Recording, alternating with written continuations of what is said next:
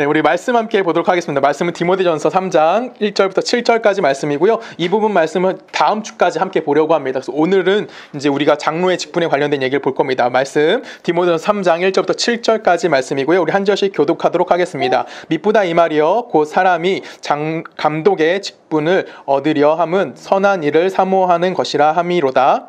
그러므로 감독은 책망할 것이 없으며 한 아내의 남편이 되며 절제하며 신중하며 단정하며 나그네를 대접하며 가르치기를 잘하며 술을 즐기지 아니하며 구타하지 아니하며 오직 관용하며 다투지 아니하며 돈을 사랑하지 아니하며 자기 집을 잘 다스려 자녀들로 모든 공손함으로 복종하게 하는 자야. 사람이 자기 집을 다스릴 줄 알지 못하며 어찌 하나님의 교회를 돌보리요. 새로 입교한 자도 말지니 교만하여서서 마귀를 정죄하는 그 정죄에 빠질까 하니요. 또한 외인에게서도 선한 증거를 얻은 자라야 할지니 비방과 마귀의 올무에 빠질까 염려하라. 아멘. 함께 기도하시겠습니다. 하나님 감사합니다. 하나님의 은혜 안에 우리가 살아있음을 다시 한번 고백하기 원합니다. 하나님 말씀 듣습니다. 듣는 자 정직해지게 하여 주시고 전하는 자 겸손한 마음으로 하나님의 말씀을 잘 받아 하나님의 뜻에 합당한 그리스도인 되게 하실 걸 믿사오며 살아계신 예수님의 이름으로 감사하며 기도했습니다. 아멘. 오늘 본문의 말씀은 감독직에 관련된 이야기가 나옵니다. 여기서 나는 감독이라고 이야기하면 오늘날로 치면 누굴 얘기하는 걸까요? 감독이라고 얘기하면 오늘날로 치면 장로님 정도의 수준을 이야기할 수 있습니다. 근데 중요한 건 뭐냐면 이거를 현대적으로 끌고 왔을 때 이 장로라는 직분을 이 당시에 감독이라는 개념을 오늘날 기준으로 장로님이다라고 이야기가 조금 어렵습니다. 왜 그럴까요? 이 당시에는 장로 직분이 있었을까요? 없었을까요? 특별하게 장로 직분이다 라고 이야기할 수는 없었어요. 그래서 이 당시의 개념은 우리가 지금의 장로님의 개념이라기보다는 좀 더 포괄적으로 목사님과 장로님 아니면 교회의 어떤 일을 담당하고 있는 그런 중직자 들을 관련된 이야기라는 것이 무엇이냐면 이 감독이란 단어가 갖고 있는 의미라고 볼 수 있습니다. 그래서 초대교회 때는 왜 그러냐면 초대교회 때는 신학교가 없었어요. 그렇죠? 그냥 누군가로부터 들었던 사람입니다. 그래서 내가 누군가로부터 사도나 아니면 선생님들을 통해서 하나님의 말씀을 듣고 예수 그리스도에 대해서 알게 된 이후에 교회에 들어와서 교회 안에 많은 영향력을 미칠 뿐만 아니라 또한 그 안에서 복음의 내용에 대해서 굉장히 정통적으로 잘 알고 있는 사람 그런 뿐만 아니라 세상적인 면에서도 다른 사람에게 본이 될 수 있는 사람들을 뭐 한 거냐면 그들을 교회의 감독이라고 불렀다라고 합니다. 그래서 감독이라는 것은 어떠한 일을 감당하는 것이 어떠한 실력을 갖거나 아니면 어떠한 능력을 갖고 있는 것이 아니라 교회 안에서 교회가 어떤 일을 해야 되는지에 대해서 우리들에게 보여주는 거예요. 그래서 오늘 본문에 보면은 여러 가지 자질들이 나오는 것처럼 어떤 의무사항 같은 게 나오는 것들이 보입니다. 근데 이거는 의무를 지켜라라고 이야기하는 것이 아닙니다. 단순하게 이걸 해야만 장로가 감독이 될 수 있다라고 이야기하는 것이 아니라 감독이라면 이러한 자질을 가지고 있어야 합니다에 관련된 이야기를 하는 거예요. 뿐만 아니라 이 감독의 내용들을 봤을 때, 이 자질의 내용을 봤을 때, 우리가 봤을 때 지킬 수 있는 이야기들이 많지는 않습니다. 그래서 우리는 보통 여기서 한두 가지 정도 지킬 수 있지 않을까 정도 생각이 듭니다. 대표적으로 뭐가 나올까요? 첫 번째 볼까요? 2절에 보면은 하나님의 남편이 되며 절제하며 신중하며 단정하며 나그네를 대접하며 가르치기를 잘하며 뭐 이런 식으로 나옵니다. 쉽게 말하면 한 부인의 남편이 되어야 된다 이런 얘기를 하고 있고요. 그 다음 3절에 보면 술을 마시지 마라, 구타하지 마라, 오직 관용을 베풀어라, 다투지 마라, 돈을 사랑하지 말라. 4절에 보면 가족을 잘 다스려라. 이런 식으로 굉장히 많은 이야기들이 등장합니다. 이 중에서 우리가 몇 개나 지킬 수 있을까라고 질문을 던지면 솔직히 우리는 한두 개? 만 해도 잘하는 사람들인 거예요. 그러니까 이거를 다 해라 라는 얘기가 아니라 이런 자질이 있는 사람들이 뭘 할 수 있다고 하는 겁니까? 교회에서 감독의 역할을 감당할 수 있게 되어지는 겁니다. 근데 왜 바울이 디모데에게 이 얘기를 했을까요? 감독이라는 사람은 이런 자질을 갖고 있어야 돼 라고 이야기했을까요? 이유는 간단합니다. 우리가 디모데전서 1장부터 지금 누구를 경계하라고 바울이 계속해서 이야기를 하죠? 거짓 교사들에 대해서 이야기합니다. 거짓 교사들이 하는 일은 잘못된 교리를 가리키는 것이 아니라 잘못된 종교를 가리키는 것이 아니었어요. 뭘 가리키는 거였습니까? 교회 안에 분란을 일으키는 자들이었습니다. 자기가 갖고 있는 어떤 기준을 세우고 그 기준 때문에 그 기준이 못 미치는 자들을 향해서 뭐 하는 거예요? 너희는 문제가 있어 라고 이야기하는 거예요. 쉽게 말하면 교회의 지도자를 세웠습니다. 근데 어떤 사람들이 와서 그 사람의 행실을 보니까 저 사람은 교회의 지도자로서 자질이 부족한 것 같아 라고 하면서 교회에 뭘 일으키는 거예요? 분란을 일으키는 겁니다. 그래서 그런 자들을 뭐 하는 겁니까?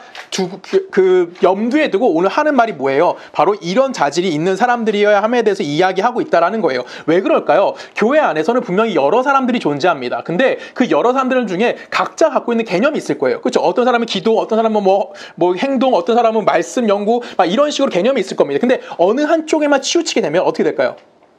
그 안에는 분란이 발생할 수밖에 없을 거고요. 그 안에는 분명히 부작용이 발생할 수밖에 없을 겁니다. 이걸 오늘날은 좀 우리가 쉽게 생각해 볼게요. 어떤 한 새신자가 있다고 칩시다. 새신자가 교회를 한 군데를 찾아갔어요. 근데 그 교회를 갔더니 너무나 분위기가 좋은 거야. 그래서 와, 이 교회는 왜 분위기가 좋지 했더니 사람들이 모여서 큐티하면서 나눔을 굉장히 자주 해요. 그래서 자기도 위로를 많이 받았습니다. 근데 여러분 알다시피 큐티라는 것은 항상 뭐가 따라와야 되죠? 그 뒤에 마지막에 적용이라는 게 따라와요. 적용이 따라온다는 것은 결론적으로 내 간증이 뭐 해야 돼요? 첨가가 되어져야 되는 거예요. 그래서 처음엔 이제 얘기할 수 있습니다. 내가 어느 날 예수 믿었더니 이렇게 내 삶이 변화되었어 라고 이야기하는 건 처음엔 쉬워요. 근데 그것이 쌓이다 보면은 점점 어떻게 될까요? 점점 나는 그냥 밋밋해지는 것 같아요. 맨날 똑같은 삶 살잖아요. 여러분 특별한 삶 사십니까? 그렇게 특별하지 않아요. 간증거리 있어요? 특별히 우리 간증거리가 없어요. 그렇죠? 만약에 뭐 누군가가 병이 나서 났어. 간증거리가 돼요. 사람들이 인정. 그래 하나님 일하셨나 봐. 나 근데 오늘 출근했다 집에 왔어. 잘 먹고 잘 잤어. 간증거리가 사람들이 당연한 거잖아. 이렇게 될 수 있다는 거예요. 그래서 그 간증들이 점점 어떻게 될까요? 자극적으로 들어가게 됩니다. 그러면 그 간증이 내 간증일까 아니면 만들어진 간증이 될까요? 만들어진 간증들이 굉장히 많아지게 돼요. 분명히 신앙 간증하는 것은 중요한 겁니다. 개인 간증이 내가 하나님을 경험하는 건 매우 중요하지만 내가 그런 큐티에만 집중하는 교회를 가게 되면 어떻게 될까요? 점점 자극적인 내용을 다룰 수밖에 없게 되는 상황까지 갈 수밖에 없는 거예요. 또 만약에 우리 교회를 찾았다고 칩시다. 여러분 우리 교회면 재밌어요? 재미없어요? 야, 니네 그렇게 얘기하면 안 돼요. 우리는 예배밖에 안 드려요. 뭐 특별한 거 하지도 않잖아요. 또 우리 뭐 하죠? 목요일마다 성경 공부합니다. 우리 교회는 솔직히 제가 원하는 교회 모양이 이거예요. 뭐냐면 하나님의 말씀을 연구하고 세상에 나가서 바르게 살자. 그렇죠? 내가 하나님의 말씀 바르게 알아야 된다였어요. 근데 우리 교회처럼 내가 하나님의 말씀을 연구하는 교회 갔다고 칩시다. 그래서 성도 모두 다 헬라어랑 히브리어를 다 읽어. 그리고 다 해석할 줄 안다고 칩시다. 그럼 우리는 뭘 하게 될까요? 교만해지기 시작하는 거예요. 그리고 하나님의 일하심을 어디에 가두게 될까요?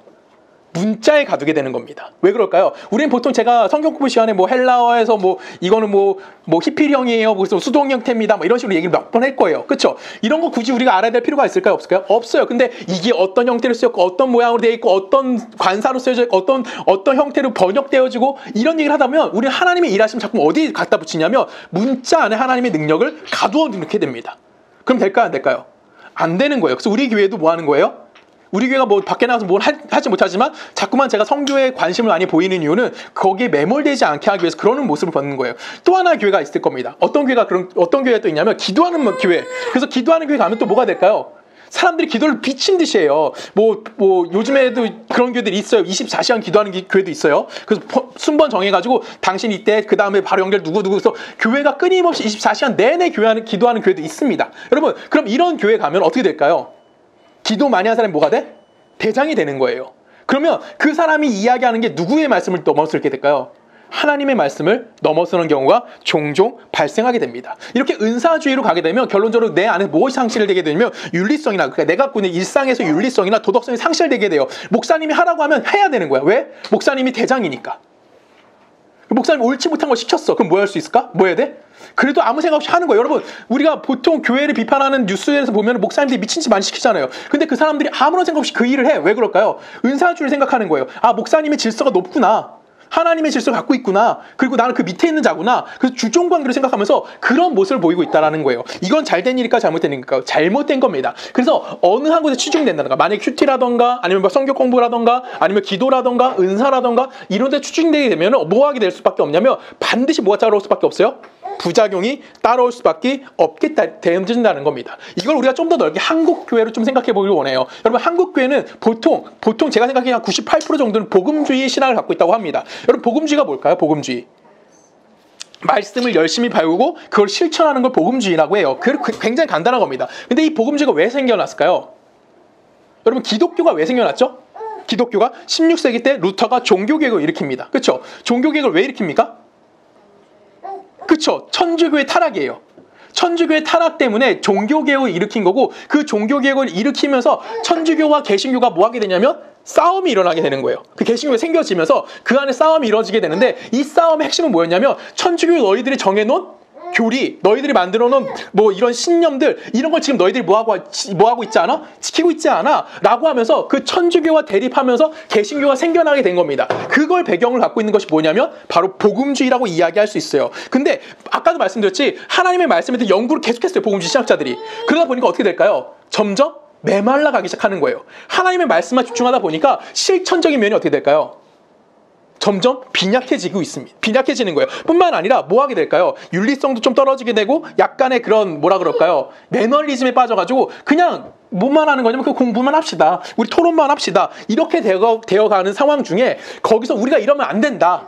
우리가 단순히 말씀만 연구하면 되는 것이 아니라 하나님의 말씀을 살아있기 때문에 우리가 실생활에서 좀 더 연구를 하자. 실생활에 들어가서 우리가 실천을 하자라고 해서 만들어진 것이 무엇이냐면 복음주의라는 겁니다. 그래서 복음주의는 항상 무엇이 따라오냐면 하나님의 말씀에 대한 사모함이 따라옵니다. 뿐만 아니라 거기서 내가 뭐 하는 거예요? 성령의 능력이 힘입어서 일상에 들어서 뭐 하는 겁니까? 하나님의 일을 실천하는 사람이 되어지는 것. 그걸 뭐라고 하냐면 복음주의라고 합니다. 그래서 복음주의 안에는 항상 생명력이 있어야 되는 거고요. 복음주의 안에는 항상 무엇이 있으면 역동성이 있어야 되는 겁니다. 그래서 복음주의는 항상 이런 것들을 강조해요. 그래서 구원의 감격 속에서 멈추는 것이 아니라 구원의 감격을 어디로 가는 겁니까? 실제 생활 속에 들어가서 실천해내는 것.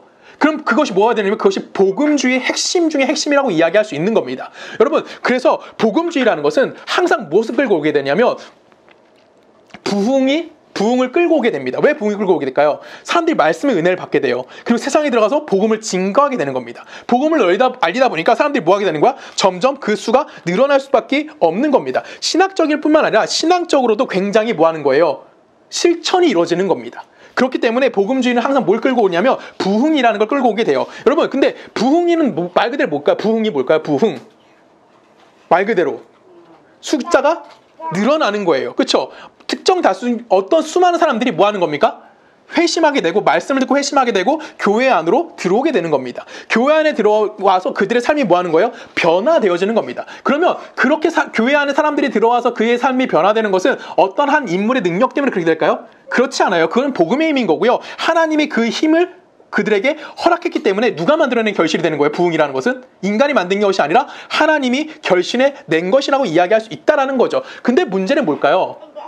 이 부흥이 사람들이 점점 숫자가 늘어나고 있어. 그러다 보니까 자꾸만 내가 무언가를 하고 싶어지는 거죠. 그리고 그 결과물에 내 조성은이라는 이름을 가사 껴놓고 싶어지는 겁니다. 그래서 뭐 하게 되냐면 자꾸만 인간의 노력과 인간의 방법이 들어가게 되는 거예요. 여러분 잘 생각해 보시죠. 부흥의 이유는 누굽니까? 하나님인 거고요. 부흥의 시작도 하나님인 겁니다. 그리고 부흥의 모든 것들은 다 누가 허락하는 겁니까? 하나님만이 허락해 주시는 거예요. 근데 이 안에 자꾸만 인간의 생각이 들어가게 돼요.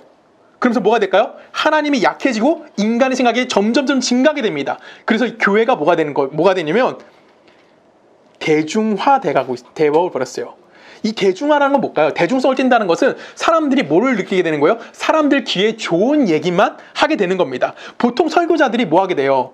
어떤 설교를 해야 돼? 여러분, 설교자들이 하나님의 말씀이 무엇인지 가르쳐야 되는 거고 그리스도인이 어떻게 살아야 되는지 이야기를 해야 되는 겁니다. 그러면 그 얘기는 딱딱할 때도 있고 나에게 기분이 안 좋게 할 때도 있어요. 그럼에도 불구하고 목사는 설교자들은 뭐 해야 되는 거예요? 그런 설교를 해야만 한다고요. 근데 지금 어떤 일이 발생하게 될까요? 설교자들이 점점 웃기게 바뀌게 됩니다. 그리고 설교자들이 점점 감동적인 예화를 찾게 되고요. 설교자들이 점점 공감되어지는 이야기들만 합니다. 그럼 사람들이 좋아할까요? 좋아하지 않을까요? 좋아합니다. 그리고 그 목사님이 왔어. 그럼 사람들이 우르르 쫓아옵니다. 근데 어떤 신학자가 정말 딱딱한 설교하고 정말 가슴을 후벼 파는 설교를 해. 너 죄인이야 이런 설교만 해. 그럼 그 사람 찾아갈까요? 안 찾아갈까요? 안 찾아가게 되는 거예요. 그러다 보니까 복음주의 안에 발생한 문제가 하나 생겼어요. 그게 뭘까요? 대중성 때문에 뭐가 됐을까요? 교회가 전해야 되는 복음의 진리와 복음의 방향성과 복음의 내용을 전하는 것이 아니라 그것을 이면에 있는 전혀 복음적이지 않은 것, 그걸 뭐 하는 겁니까? 세상에 알리고 그걸 통해서 그것이 주류인 양 이야기를 하기 시작했다라는 거예요. 미국 같은 경우는 보통 그게 굉장히 심했습니다. 18세기와 19세기에 미국은 무려 2번이나 부흥을 경험합니다. 엄청난 폭발적인 대부흥을 경험하는데 이 부흥으로 해서 미국 교회가 커졌습니다. 그랬더니 이 커짐 때문에 뭐가 됐을까요? 그들이 대중화되기 시작했어요. 한국은 어떨까요? 한국은 미국 부흥의 영향을 받지는 않았습니다. 엄밀히 따지면. 왜 그러면 한국 부흥은 1980년대, 90년대에 일어났기 때문에. 그래서 한국이 이 70년대까지 한국의 부흥은 없었어요. 굉장히 가난한 나라였고 먹고 살기도 힘든 나라였기 때문에 교회를 짓는다? 말도 안 되는 것이었어요. 그래서 그 70년대 교회의 가장 중요한 핵심은 뭐였냐면 우리가 지금 정말 조그맣게라도 예쁘장하게 교회에 조그맣게 예배당 하나만 접어줘. 여기만한 예배당 하나 진짜. 그래서 옛날 교회는 한 요만해요. 거기 장의자 따라락 놓고 그냥 앉아서 예배 드렸다고. 왜 그랬을까? 그것이 그들의 목표였어요. 근데 안타까운 게 뭐냐면 우리나라의 교회 성장은 뭐와 함께 성장했냐면 경제와 함께 성장합니다. 70년대, 80년대, 90년대 경제 성장과 함께 교회도 급부흥을 해요. 그랬더니 사람들이 여유로워졌어. 그러면 조그만 교회 짓는데 만족했을까? 만족하지 않을까? 만족하지 않게 되는 겁니다. 그래서 교회를 뭐가 될까요? 점점 크게 짓게 되는 거예요. 그래서 우리가 알다시피 정말 몇십억, 몇백억, 몇천억을 들여서 뭘 짓고 있어요? 교회들을? 한국 교회가? 건물들을 짓고 있습니다. 건물을 짓으면서 단순하게 건물만 화려하게 짓는 것이 아니라 그 안에 들어가는 모든 하드웨어적인 것이 현대적이어야 되는 거고 예배드릴 때 불편함이 있으면 안 되는 거예요. 그래서 어떤 교회는 사람들이 가장 좋아하는 향수까지 뿌립니다. 예배 전에. 그래서 교회 들어가는 순간 기분이 좋아지게 만들어주는 거예요. 그럼 예배드릴 때 어떨까? 기분 좋은 거예요. 그 정도로 하드웨어적인 걸 굉장히 강조하게 됐고 그런 하드웨어적인 걸 강조하다 보니까 뭐 하게 되는 거예요? 그렇지 못한 교회들은 낙후됐다고 생각하는 거고 뿐만 아니라 성도님들도 어느 교회를 가고 싶어 해? 좋은 교회. 그쵸. 큰 교회 가고 싶어 하는 거예요. 왜? 큰 교회 가면 모든 게 편안해요. 심지어 모두 편할까요? 큰 교회 가면? 화장실이요. 그쵸. 정말 중요한 건데 정말 화장실조차도 편합니다. 그 정도로 사람들은 그런 데 가서 뭐 하고 싶어 하냐면 편안하게 신앙생활을 하고 싶어 하는 것이 있다라는 거예요. 이것이 우리 교회 안에서도 우리 한국 교회 안에서 크게 달라지지 않은 모양 중에 하나입니다. 미국의 부흥과 대중화와 한국 교회의 대중화가 크게 다르지 않다라는 거예요. 뿐만 아니라 이런 모습 가운데 한국 교회에서 가장 많은 영향받은 목사님들 미국의 목사님 두 분을 선택하라면 누굴까요? 수정교회 로버트 슐러 목사님이랑 목적을 이끄는 삶을 쓰셨던 누구죠? 리고렌 목사님을 굉장히 한국교회 목사님들 영향을 많이 받습니다. 왜 그럴까요? 여러분 이분들 설교 혹시 들어보셨어요? 이분들 설교가 깊을까요? 정말 이분들 설교는 깊지 않습니다. 그러니까 설교 나쁘다는 얘기는 아니에요. 신학적으로 굉장히 깊숙이 들어간 설교는 아니에요. 막 그 문자를 해석하고 막 그 시대 배경을 해석하고 이렇진 않은 그 정도로 그냥 우리가 흔히 듣는 일반적인 설교에 지나지 않은 수준이에요. 제가 이 목사님도 비판하는 건 이분들 설교 잘하시는 분들이에요. 근데 이분들이 그렇게 했던 그렇게 이제 그 정도로 한국교회 목사님들이 그 정도로 추종할 정도로 설교를 잘하지 못하는데 왜 한국교회 수많은 목사님들이 이 목사님들 좋아할까? 미국 사람이라서? 인기가 많아서? 비슷해요. 둘 다 큰 교회를 갖고 있어요. 여러분 수정교회 전체 교회가 수정으로 만들어졌어요. 어떨 것 같아요? 예쁠 것 같아요. 엄청 예뻐요. 정말. 그리고 거기 앞에 메모리얼 파크를 만들었어. 그러니까 수정교회는 메모리얼 파크를 갖고 있어요. 그 뭐라 그러지 그걸? 장례식장. 그걸 갖고 있는 거예요. 그래서 거기 무덤이 다 있어. 그리고 그 밑에 기부한 사람 이름이 다 써 있어요. 돌 하나하나에 기부자 이름 다 써 있어. 사람들이 어떨까요? 교회가 엄청 화려합니다. 정말 거기 가면 조각상들도 화려해요. 모든 조각상들이 그 성경에 나오는 그 이야기들을 스토리들을 조각으로 다 만들어 놨어요. 정말 화려한 교회입니다. 한국교회 목사님들 무조건 가야 되는 거예요. LA 갔다 무조건 수정교회 가야 돼요. 가서 구경하고 옵니다. 그리고 그 밑에 샌디에고 쪽에 가면 누가 있냐면 리거렌 목사님이 계세요. 이 교회는 화려하진 않아요. 건물은 화려하지 않아요. 건물은 네모 반듯해요. 근데 이 교회는 어떤 교회일까요? 쇼업을 진짜 잘하는 교회예요. 예배 시간마다 쇼를 합니다. 그럼 사람들이 좋아할까 안 좋아할까요? 목사님 오늘 설교하지 않고 갑자기 공연팀이 나와서 연극을 하는 거예요. 그래서 설교가 끝나. 더 잘 알아들을까? 목사님이 1시간 내내 떠드는 것보다 공연 한번 보는 게 훨씬 더 임팩트 남잖아요. 이런 걸 맨날 하는 겁니다. 성탄절이 됐어요. 그럼 뭐가 들어올까? 교회 안으로. 성탄절이 되면 교회 안에 산타 루돌프는 성경에 안 나오잖아. 성경에 나오는 거 나귀가 들어오고요. 말이 들어와요. 마구간을 만들어버려요. 이런 것들을 하는 겁니다. 왜 이런 것들을 할까요? 사람들이 좋아하는 거예요. 그래서 점점 커집니다. 무슨 말인지 알겠죠? 이렇게 되는 이유는 뭘까요? 그들이 큰 교회를 갖고 있어서 한국교회 목사님들이 나도 저렇게 큰 교회를 해봐야 되겠다라고 생각하는 거예요. 근데 여러분 안타까운 게 뭔지 아십니까? 우리가 잘 아는 로버트 슐러 목사님의 수정교회가 지금은 교회일까요? 성당일까요? 성당이요. 지금 성당입니다. 천주교회 매각이 돼버렸어요. 그리고 리고렌 목사님도 뭐라고 했을까요? 최근에 얘기하셨어요. 뭐라고 말씀하셨냐면 내가 그동안 했던 모든 사역은 실패했다. 그러니까 교회 안에서 그렇게 쇼업하는 거는 실패했다라고 이야기하는 거예요. 왜 이렇게 말씀하셨을까요? 그런 걸 뭐 하지 못한다는 거예요? 교회가 복음으로 바로 설 수 없다라고 이야기하는 겁니다. 무슨 말인지 아시겠죠? 오늘 본문에 수많은 이야기들이 나와요. 그렇죠? 이런 것들은 결론적으로 무슨 얘기를 하는 걸까요?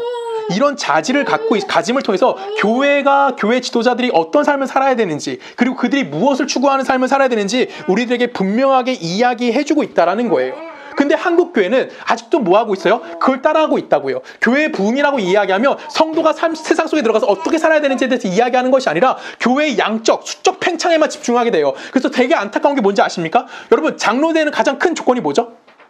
장로님 되기 위해서 가장 큰 조건. 1조건. 헌금입니다. 헌금, 어떤 헌금 많이 해야 돼?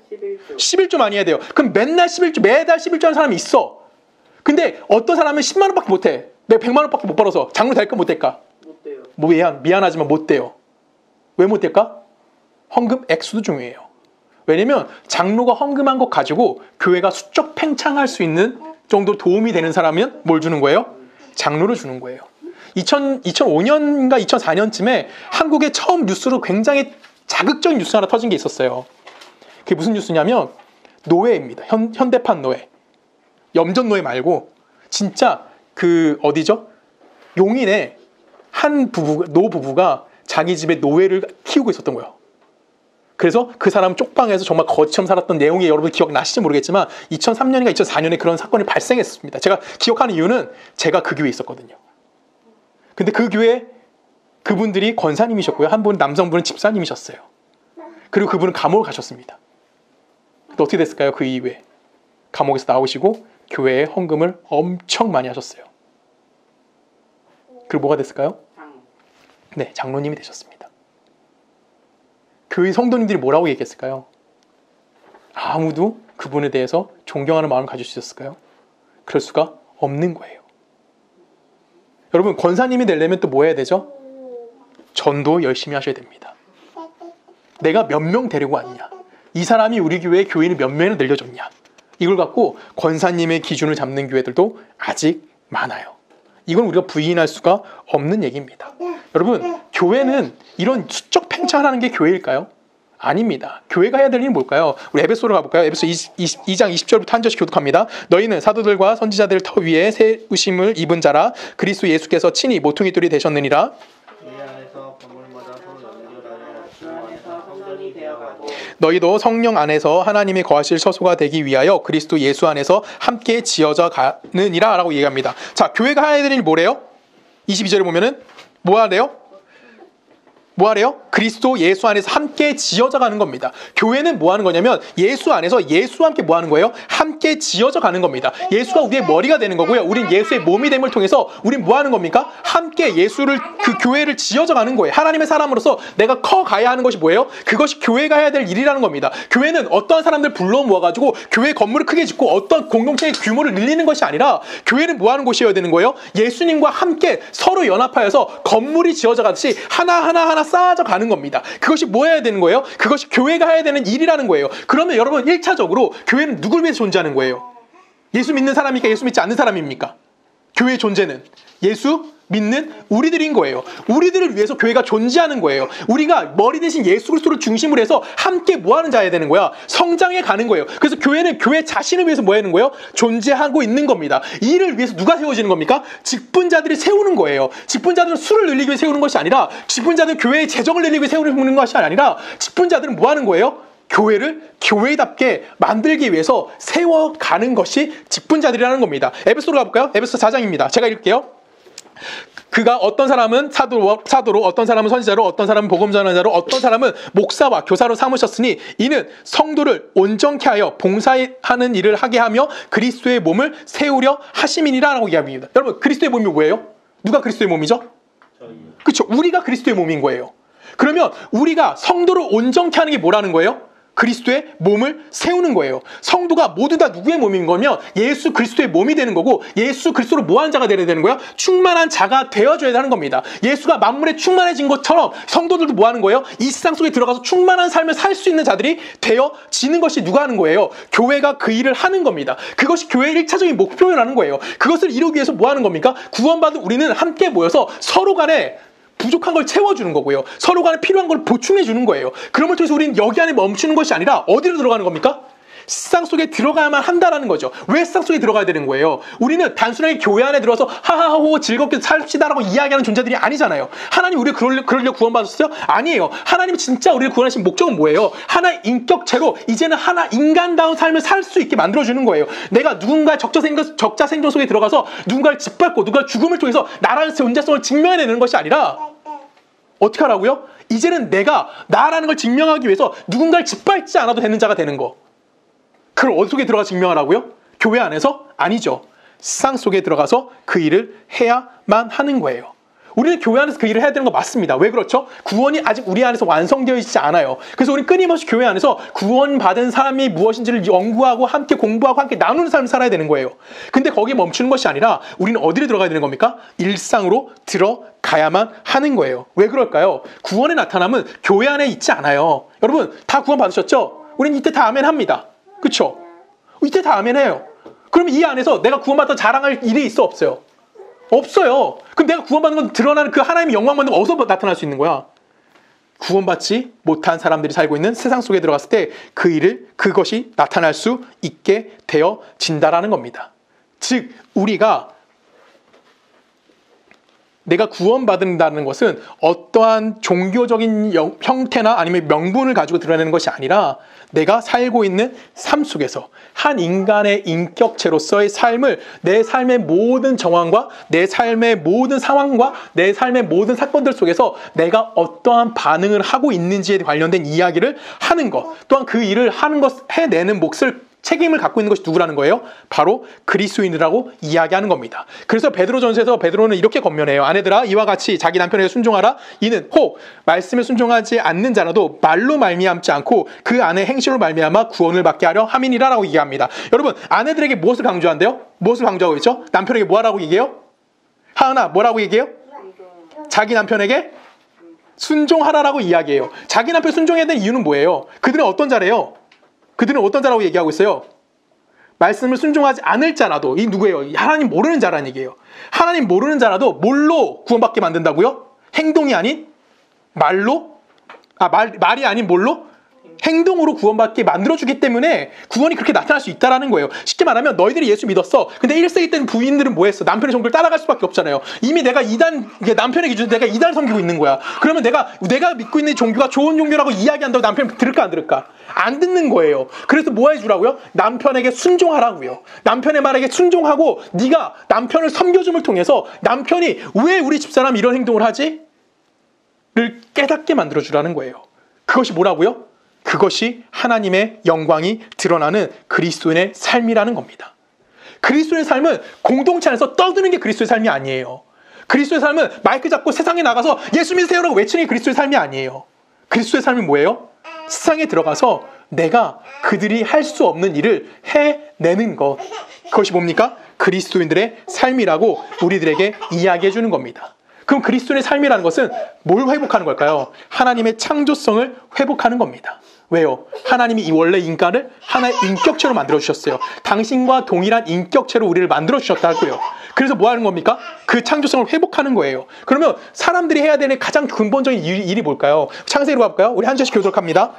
창세기 1장입니다. 하나님이 이르시되 우리의 형상을 따라 우리 모양대로 우리가 사람을 만들고 그들로 바다의 물고기와 하늘의 새와 가축과 온 땅과 땅에 기는 모든 것을 다스리게 하자 하시고 하나님이 자기 형상 곧 하나님의 형상대로 사람을 창조하시되 남자와 여자를 창조하시고 하나님이 그들에게 복을 주시며 하나님 그들에게 이르시되 생육하고 번성하여 땅에 충만하라 땅을 정복하라 바다의 물고기와 하늘의 새와 땅에 움직이는 모든 생물을 다스리라 하시니라라고 얘기합니다. 여러분 우리에게 주어진 창조성이 뭡니까? 하나님 뭐 하래요? 다스리래요? 단순히 다스리는 걸까요? 하나님이 만들어진 세상을 뭐 하라는 거예요? 잘 유지하라는 거예요. 하나님이 천지를 창조하셨어요. 그리고 그 창조한 모든 것들을 하나님이 우리에게 다스리는 권한을 주셨는데 그 무슨 모양으로 다스려야 되는 거야? 내 욕심대로 그 파괴하면서 다스리는 것이 아니라 하나님의 창조하는 그 모양 그대로 뭐 하라고요? 잘 유지하라고요. 왜요? 하나님이 이 땅의 역사에 뭐 하시는 겁니까? 역사의 주인이시기 때문에 그래요. 역사의 주인이라는 건 뭐예요? 하나님이 이 역사를 뭐 하시는 겁니까? 만드셨고요. 이 역사를 유지하시는 거고요. 이 역사를 결정 내시는 거예요. 그 역사의 주인이라는 것을 누구만 인정할 수 있는 거야? 하나님을 알고 있는 우리만 인정할 수 있다라고요. 그래서 우리가 뭐 하는 겁니까? 역사에 주시는 하나님을 인정하는 몫을 감당하는 것. 그것이 누가 하는 일이에요? 우리의 창조성이 회복된 우리의 삶이 하는 일이라는 거예요. 그래서 우리는 하나님 만든 이 창조 세계 안에 들어가서 내가 교회 안에서 생활하는 것이 아니라 하나님이 만든 창조 세계에 들어가서 뭐 하는 겁니까? 그리스도인다운 삶을 살아내는 거예요. 그래서 그리스도인의 삶의 책임은 단순하게 우리 안에 있어 멈추는 것이 아니라 어디서 있는 거예요? 여러분들의 모든 삶의 현장에만 있어야 한다라는 거예요. 내가 교회에서 기도하고요. 내가 교회에서 어떠한 말씀을 보고요. 성경을 읽고요. 거기로 여러분의 책임을 떠넘기지 말라라는 겁니다. 우리는 죄로 인해 오염되고 죄로 인해 타락한 자들 속에 들어가서요, 하나님이 창조해 주신 그 창조의 은혜가 무엇이고 그 내가 회복된 삶이 무엇인지를, 그리고 하나님의 영광의 찬송이 되게 하는 삶이 무엇인지를 인정하고 그 창조의 역사 속에서 자기 자리를 지키는 책임감 갖는 그리스도인이 되어지는 것이 바로 신앙생활이라고 오늘 우리들에게 이야기하는 거예요. 그래서 바울이 디모데에게 오늘 이 수많은 여러 가지 자질들에 관련된 이야기를 하는 겁니다. 3장 2절 제가 다시 한번 읽을게요. 그러므로 감독은 책망할 것이 없으며, 되게 어렵죠. 이것부터 어려운 거예요. 책망할 것이 없으며 한 아내의 남편이 되며 절제하며 신중하며 단정하며 나그네를 대접하며 가르치기를 잘하며. 지금 여기서 가장 우리가 많이 싸우는 얘기가 뭐냐면 한 아내의 남편이 되며. 이건 일부 일처를 강조하는 걸까요? 아니면 일부 다처를 비판하는 내용일까요? 그렇지 않아요. 이건 뭔 얘기일까요? 하나님이 창조하신 가정에서 남편은 누구의 역할을 감당하라? 남편의 역할을. 아내는 누구의 역할을 감당하라? 아내의 역할을 잘 감당해내는 것이 하나님이 복 주시는 삶의 인생인 거고, 인간의 존재, 우리가 인격적인 존재인 거고, 뿐만 아니라 그것이 완전히 회복되어진 모습이라는 것을 우리들에게 보여주는 거예요. 그래서 뭐 하라는 겁니까? 교회의 지도자들이나 교회 안에 있는 성도들은 이런 책임과 이런 자질이 필요하다라고 우리들에게 이야기하는 겁니다. 그러면 이거는 우리가 할 수 있어서 하는 걸까요? 아니에요. 우리가 할 수 없어도 그것을 할 수 있도록 만들어주시는 하나님이 계시기 때문에 우리는 뭐 하는 겁니까? 그 일을 할 수 있는 거예요. 안 된 채로 내가 성도의 노릇을 한다라고 이야기하고, 안 된 채로 내가 지도자의 역할을 한다는 것은 말이 안 된다는 겁니다. 왜 그럴까요? 내가 의욕만 갖고 예수님 잘 믿을 수 있어요? 내가 노력함을 통해서 내가 하나님을 소원한다고 내가 이런 걸 잘 해낼 수 있을까요? 절대 그렇지 않아요. 인간은 죄악된 죄인이기 때문에 우리 안에서 선이 발행된다? 불가능한 일인 겁니다. 우리는 악한 일밖에 할 수 없는 거예요. 그래서 누가 그 일을 회복시키는 겁니까? 하나님이 우리를 구원받은 자로 우리의 인격을 회복시키는 거고요. 하나님의 능력으로 뭐 하는 겁니까? 그 일을 감당하게 하게 해주신다는 거예요. 근데 우리 안에 그런 모습이 없다면 여러분, 정말 미안하지만 우리가 받은 구원이 잘 받은 구원인지 다시 한번 돌아보셔야 되는 겁니다. 왜 그럴까요? 바울이 디모데에게 권면하는 이유는 하나였어요. 뭐라고 그랬죠? 거짓 교사와 율법 선생이었어요. 그들을 주의하기 위해서, 그들이 받은 구원이 잘못된 구원이기 때문에, 옳지 않은 모양이기 때문에 그것에 주의를 준 거예요. 우리에게도 동일한 말을 하는 겁니다. 그들은 이단 얘기를 하지도 않았어요. 그들은 타 종교 얘기도 아니에요. 한 교회의 일원이었고요. 같은 복음을 갖고 있었고요. 같은 하나님을 믿고 있었어요. 같은 신앙을 갖고 있었어요. 같은 고백을 하는 자들이었어요. 근데 그들이 자기의 이익을 위해서 뭐 하는 거예요? 다른 사람들의 안에서 교회의 분란을 일으키는 겁니다. 그래서 우리 안에서 항상 확인해야 되는 것은 내 삶이 하나님의 창조성을 회복된 삶을 살아가고 있느냐, 내가 복음을 전하는 것이 말로만 하고 있지 않고 말로만 하고 있는지, 아니면 내가 정말 실행함을 통해서 내 삶의 현장에서 하나님의 백성다운 노릇을 하고 있는지 스스로에게 질문을 던져 보아야만 하는 겁니다. 제가 가끔 동기 목사님들과 모임을 합니다. 아마 이번 주에도 모일 것 같아요. 날짜 정확히 정해지지 않은데 아마 이번 토요일에 잠깐 모일 것 같긴 한데, 우리가 모일 때마다 목사님들이 젊은 목사님들이잖아. 아직은 젊잖아요. 우리 젊은 목사님들 모일 때마다 무슨 얘기할까요? 한국교회 이러면 안 돼 라는 얘기를 해요. 한국교회가 너무 타락했고 한국교회가 이젠 더 이상 회복될 수 없고 더 이상 성장할 수 없어. 그래서 우리는 어떻게 해야 되지? 이런 얘기를 굉장히 많이 합니다. 이때마다 저는 속으로 하는 얘기가 있어요. 무슨 얘기를 할까요? 나나 잘하자. 그리고 우리나 잘하자. 그 이야기가 무슨 의미일까요? 그들이 잘하지 못하고 있기 때문에 그들보다 내가 좀 더 잘하고 있으니까 내가 좀 의로워 보이고 싶어서 하는 얘기일까요? 야, 나는 개척했어 막 그러면서 내가 좀 더 의로워 보이고 싶어서 이런 얘기를 하는 걸까요? 아니에요. 이 잘하자는 의미는 한국교회의 부흥, 지금까지 이렇게 성장했잖아요. 누가 시키신 거예요? 하나님이 시킨 거예요. 우리 안에 조건이 없고 우리 안에 능력이 없어요. 한국교회가 어떤 대단한 능력이 있어서 그런 부흥을 일으켰을까요? 우리가 뭐 새벽기도 한다고 하나님 부흥 줬을까? 아니에요.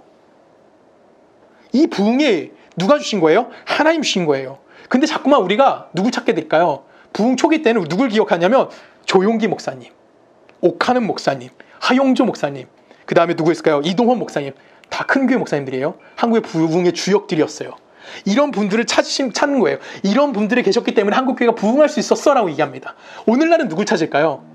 오늘날은 여러분 많이 듣는 설교들 있잖아요. 조성원 설교부터 많이 듣는 분, 이찬수 목사님, 그렇죠? 그다음 누구죠?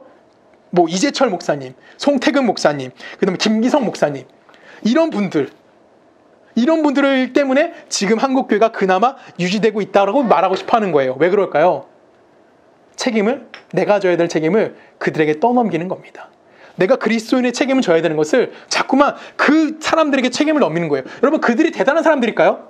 아니에요. 그들은 그들의 삶에 최선을 다하는 삶을 살았던 사람이 지나지 않아요. 그들을 누가 사용하신 겁니까? 하나님이 사용하신 거예요.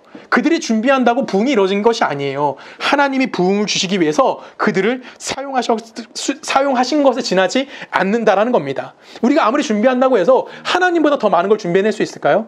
없어요. 우리가 뭔가 대단한 걸 준비한다고 해서 하나님의 일을 뛰어넘는 일을 할 수 있을까요? 절대 없습니다. 모세는 백성들에게 이렇게 얘기해요. 출애굽기 14장을 봤고요. 모세가 백성에게 이르되 너희는 두려워하지 말라. 가만히 서서 여호와께서 오늘 너희를 위하여 행하시는 구원을 보라. 너희가 오늘 본 애굽 사람을 영원히 다시 보지 아니하리라 라고 얘기합니다. 홍해 앞에선 이스라엘 백성에게 모세가 유일하게 했던 얘기예요. 무슨 얘기예요? 너희는 가만히 서서 여호와의 구원을 보라예요. 왜 모세가 이런 얘기를 할까요? 우리가 이루어질 수 없다라는 거예요. 누가 그 일을 할 수 있다라는 거예요? 하나님만이 그 일을 할 수 있는 거예요. 누가 우리 중에 아무리 대단한 능력을 갖고 있다고 해서 하나님 잠깐 쉬세요. 내가 당신의 일을 대신할게요. 그럴 수 있는 사람이 있을까요? 절대 없는 거예요. 그렇죠? 그분이 하실 일을 누군가가 절대 대신할 수가 없는 겁니다. 우리가 해야 될 일은 뭘까요? 하나님 우리에게 세상을 바꿔놓으라고 이야기하지 않습니다. 하나님의 일을 대신하라고도 이야기하지 않습니다. 하나님이 하시는 일을 뭐 하는 겁니까? 우리는 믿는 자로서 그 일의 수혜자로 구원받은 자에 지나지 않는 거예요. 우리는 그 구원받은 자로서 누구를 알아가는 겁니까? 하나님을 알고 예수 그리스도를 아는 거고요. 하나님의 통치가 무엇인지를 아는 거고, 통치 안에 들어간 삶이 무엇인지를 인정하는 거고, 인격이 회복된 복이 무엇인지를 알고 누리는 거예요. 그 누리는 것이 뭐가 되는 거냐면 하나님의 영광을 누리는 삶이라고 우리들에게 성경은 이야기하는 겁니다. 그러면 하나님이 회복하는 인생을 누리는 그것이 우리에게 뭐가 되는 겁니까? 복이 되는 거예요. 그 누림이 우리에게 뭐가 되는 거예요? 자랑이 되는 거고요. 그것이 우리에게 뭐가 되는 겁니까? 신앙에 점검할 수 있는 가장 중요한 기준들이 되어진다는 겁니다. 오늘 스스로에게 여러분이 질문해 보십시오. 여러분들 하나님의 백성이라는 증거 어떻게 찾습니까? 기도하는 거? 성경 공부하는 거? 예배드리러 오는 거? 그것밖에 없다면 우린 구원받지 못했다라고 이야기할 수는 없지만 우리의 신앙은 아직 어디 있는 거예요? 한 걸음도 제대로 뛰지 못한 상태라는 것을 우리들에게 이야기합니다. 오늘 우리에게 허락된 구원과 하나님이 아버지 되신 특권, 그것을 갖고 있는 우리가 회복된 인격을 갖고 있는 우리가 이제 하나님의 창조세계 안에서 어떠한 혜택을 누리고 있는지, 그리고 우리는 어떠한 삶을 살아가야 되는 존재인지에 대해서 스스로 한번 고민해 보셨으면 좋겠습니다. 우리의 인생을 어떻게 살아갈 수 있고, 또한 내가 진정한 인간 노릇을 할 수 있다는 것이 무엇인지를 오늘 기억해 줬으면 좋겠어요. 오늘 본문에 그런 얘기가 나옵니다. 뭐 하지 말래요? 한 아내의 남편이 되고요, 술 취하지 않고요, 폭력적이지 않고요, 관용이 있고요, 돈을 사랑하지 않고요, 가정을 잘 다스리는 겁니다. 이건 단순히 내가 노력한다고 해낼 수 있는 것이 아니에요. 억지로 한다고 할 수 있는 것이 아닙니다. 왜요? 우리 안에 죄악된 본성이 있기 때문에.